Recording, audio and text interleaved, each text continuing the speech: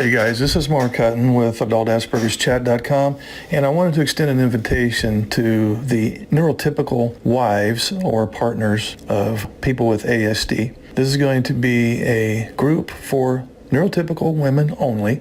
We're going to cover a lot of territory that will help you to A, understand your partner on the spectrum, and B, come up with a lot of coping strategies to deal with how he thinks and behaves, such that all the responsibility doesn't fall on your shoulders. Living with a developmental disorder is definitely hard on the people that suffer with it as they tackle their perfectionism, obsessive behavior, sensory sensitivities, but we know it can also be a huge struggle for the neurotypical partners.